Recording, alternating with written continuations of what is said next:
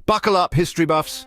We're about to embark on a wild ride through one of the most dramatic periods in modern history. We're diving into the roller coaster that was the USSR's fall, a time of immense change, uncertainty and upheaval. So picture this. It's 1991. The Soviet Union, once a massive empire spanning multiple time zones and cultures, is on the brink of collapse.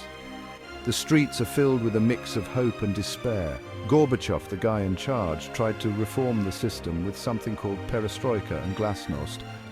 These were ambitious policies aimed at revitalizing the Soviet system. Sounds fancy, right? Well, it meant restructuring the economy and opening up the government. The idea was to make the Soviet Union more efficient and transparent. Good idea. In theory, yeah. In practice, not so much. The economy tanked, shortages became the new norm, and people were just done.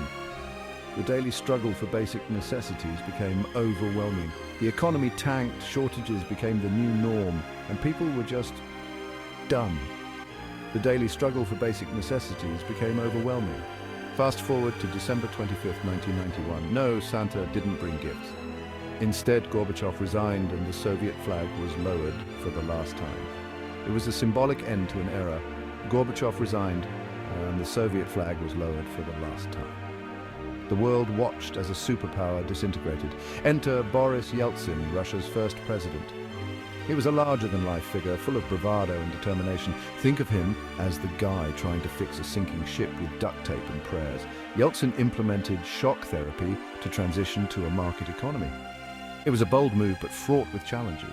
Yeltsin implemented shock therapy to transition to a market economy. Spoiler alert, it was shocking, all right. The rapid shift led to widespread economic chaos. Spoiler alert, it was shocking, all right. Hyperinflation skyrocketed and mafia groups flourished. The social fabric of the country was tearing apart. Hyperinflation skyrocketed and mafia groups flourished. It was like the Wild West with snow. The lawlessness and economic instability were unprecedented. It was like the Wild West with snow.